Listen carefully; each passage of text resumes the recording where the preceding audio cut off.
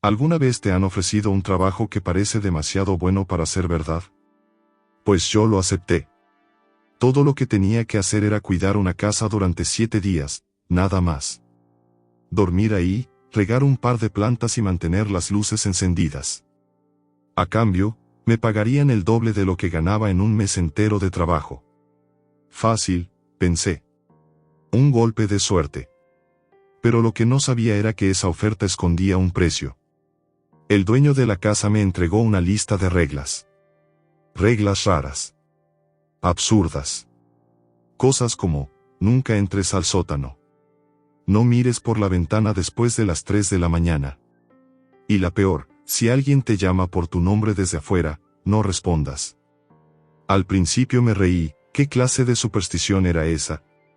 Seguí adelante convencido de que eran simples manías de un viejo excéntrico. Pero las reglas empezaron a cobrar sentido, demasiado sentido.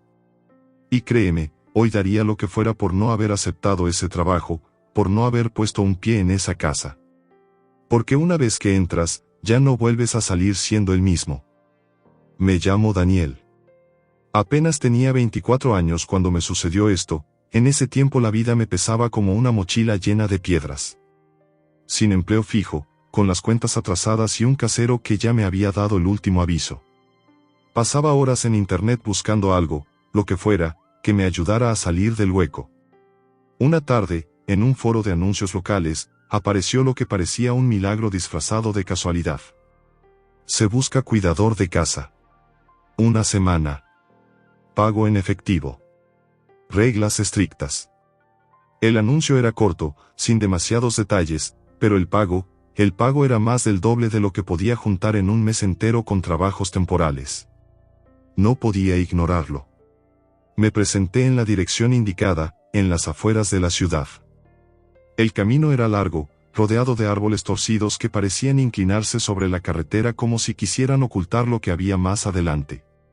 Cuando llegué, la vi, una casa antigua, enorme, de esas que parecen sacadas de otra época. Tenía un jardín descuidado, hierba alta que casi cubría una fuente de piedra rota. Las ventanas eran altas y estrechas, como ojos cansados que llevaban demasiado tiempo mirando el mismo horizonte. En la entrada me esperaba el dueño, un hombre de unos 60 años al que llamaban Don Julián. Llevaba un abrigo gris a pesar de que no hacía frío, y tenía una mirada de esas que parecen calcular cada palabra que vas a decir.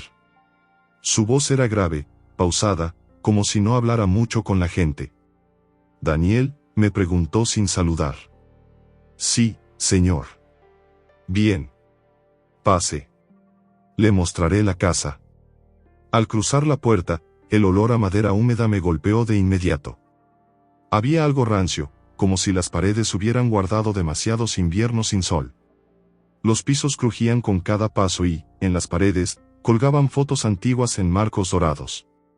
Retratos en blanco y negro de gente que nunca había visto, pero que me daba la sensación de que seguían ahí, observándome. El silencio era tan espeso que hasta mi respiración me incomodaba. Cada eco de mis pasos parecía multiplicarse por los pasillos. Don Julián me guió hasta el comedor. Sobre la mesa de madera oscura había un sobre amarillo. Lo abrió despacio y me lo entregó. Dentro había dinero adelantado, más de lo que había visto junto en mucho tiempo. Y junto al dinero, una hoja doblada en 4. «Son las reglas», dijo, mirándome fijo. «Léalas con atención.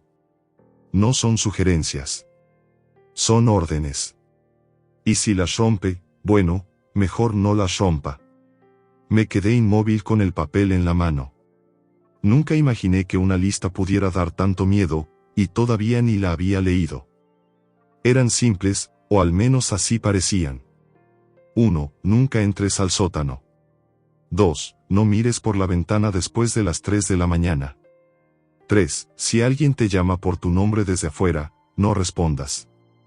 Y la cuarta regla que era, siempre deja un vaso de agua en la mesa del comedor antes de dormir. Me reí en silencio. ¿Qué clase de tontería era esa? Parecía más una broma o un ritual absurdo que una instrucción real. Pero don Julián, con su voz grave y firme, se inclinó hacia mí y dijo: «Si quieres sobrevivir a esta casa, cumple las reglas. El peso con el que pronunció esa última frase me dejó helado. No estaba sonriendo, no había ironía en su voz. Era como una sentencia. Decidí tomármelo a la ligera, como si fueran las manías de un viejo excéntrico, pero esa primera noche descubrí que no lo eran. El sótano estaba al final de un pasillo angosto. La puerta era de madera vieja, con bisagras oxidadas que parecían crujir solo de mirarlas. No tenía candado. Nada lo mantenía cerrado. Sin embargo, cada vez que pasaba frente a él, un aire gélido me rozaba la piel, como si alguien respirara del otro lado. La segunda noche, mientras trataba de dormir en el cuarto del piso superior, un golpe metálico me despertó. Venía de abajo, del sótano. Sonó como el arrastre de cadenas sobre cemento. Mi cuerpo entero se tensó. Me puse de pie, tomé una linterna, pero mis piernas se negaban a avanzar. Terminé cubriéndome con la sábana, repitiendo en voz baja, no abras el sótano, no abras el sótano. Pero lo peor llegó la tercera noche. Eran las 3:17 de la mañana cuando escuché mi nombre. Daniel. Una voz suave, casi dulce, como si alguien me llamara desde el jardín. Mi corazón se aceleró. Me levanté temblando, con los pies fríos sobre el suelo de madera. Me acerqué a la ventana, estiré la mano hacia la cortina, y en ese instante recordé la regla, no mires por la ventana después de las 3 de la mañana. Me quedé inmóvil, con la respiración entrecortada. Al otro lado, la voz volvió, más insistente. Daniel, ven, soy yo. No lo hice esa vez. Pero la curiosidad me estaba matando.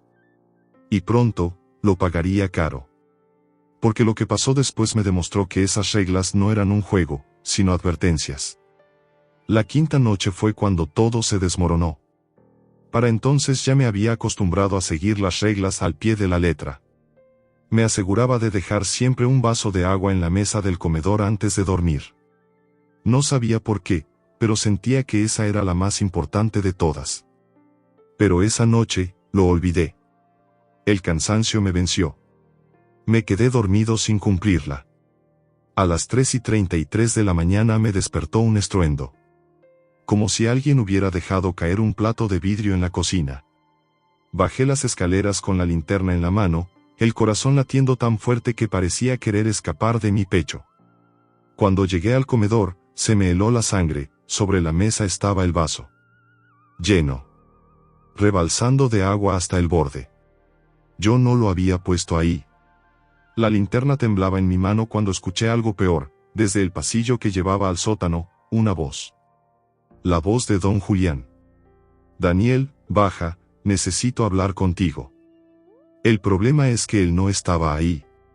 Yo mismo lo había visto irse de viaje 2 días antes. Tragué saliva. No podía ser real. No podía ser él. Daniel, repitió, esta vez más fuerte. Entonces la voz cambió. Se volvió áspera, retumbante, casi inhumana. Baja ahora. Un escalofrío me recorrió entero. El aire de la casa se volvió pesado, irrespirable. Di un paso atrás, luego otro. Y corrí. Subí las escaleras de 2 en 2, entré en mi cuarto, cerré la puerta con llave y me pegué contra la pared, con las manos tapándome los oídos. Aún así, seguía escuchándolo. Esa voz grave, insistente, que me llamaba desde abajo. Esa noche no dormí. Solo esperé, con los ojos abiertos, a que amaneciera. La última noche, mi curiosidad me venció. Todo el día había sentido un ambiente más pesado, como si la casa supiera que ya era el final del trato. Al caer la noche, el aire estaba tan frío que podía ver mi aliento en el pasillo. Cerré con llave mi habitación, pero a las 3 de la mañana exacta, el silencio se quebró. Primero, unos pasos lentos, arrastrados, subiendo las escaleras. Después, un golpe seco en la pared, justo al lado de mi cama. Me levanté temblando, con el corazón golpeándome el pecho. Y entonces lo escuché de nuevo, más cerca que nunca. Daniel. No era la voz de don Julián. Ni la de ningún humano. Era un tono rasposo, distorsionado, como si varias gargantas hablaran al mismo tiempo. Me acerqué despacio a la puerta, pegando el ojo a la rendija. Lo que vi me heló la sangre. Una sombra alargada se arrastraba por el pasillo. No caminaba, se estiraba y encogía, como si buscara una forma que nunca lograba mantener. Sus brazos, si se les podía llamar así, golpeaban las paredes dejando manchas oscuras, como si quemaran la pintura al contacto. La sombra se detuvo frente a mi puerta. Silencio absoluto. Solo escuchaba mi respiración acelerada. De repente, la cerradura empezó a moverse, como si alguien desde afuera intentara girarla con violencia. Yo retrocedí, buscando cualquier cosa para defenderme. En el escritorio había una lámpara. La sostuve con las manos sudorosas, dispuesto a romperle la cabeza a lo que fuera que entrara. Pero no entró. En vez de eso, escuché un susurro pegado a la puerta, tan cerca que sentí el aire helado filtrarse por la rendija. Rompiste las reglas, ahora eres mío. No soporté más.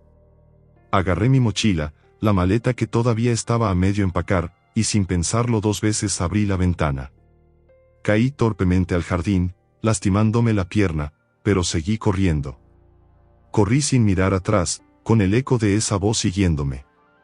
Cuando don Julián regresó y le conté lo que había pasado, solo me escuchó en silencio. Tenía los ojos apagados, como alguien que ya había perdido mucho. Te advertí, me dijo finalmente, la casa no perdona. Si rompes las reglas, ella se cobra. Y si escuchaste tu nombre, ya no te va a olvidar. Nunca volví. Ni por el dinero restante, ni por las respuestas. Dejé todo atrás, convencido de que la casa me seguiría de alguna forma. Y lo peor es que no me equivoqué. Porque hasta hoy, cada tanto, cuando todo está en silencio, escucho esa misma voz susurrando mi nombre. No importa dónde esté. No importa la hora. Y cada vez, me pregunto, ¿cuánto tiempo me queda antes de que venga a cobrar lo que le debo? Hoy lo entiendo de una manera que nunca imaginé. Hay trabajos que no valen la pena, aunque te prometan el mundo. No todo lo que brilla es una oportunidad, a veces es un anzuelo. Y hay casas, hay lugares, que cargan con sombras más viejas que cualquiera de nosotros, y que siguen ahí, esperando a la próxima persona ingenua que toque su puerta. La experiencia me dejó una enseñanza brutal. La curiosidad no siempre mata al gato, a veces mata lo que somos por dentro. Porque desde esa noche, nunca volví a ser el mismo. Perdí el sueño, la paz, y una parte de mí que jamás regresó. La moraleja es simple, pero necesaria, no todo lo que parece fácil lo es. Y no todas las puertas deben abrirse. Algunas reglas no son caprichos, son advertencias. Y a veces, la diferencia entre la vida y la muerte es tan sencilla como obedecer lo que no entendemos. Porque si algo me quedó claro es esto, hay promesas que pueden llenarte los bolsillos, pero vaciarte el alma,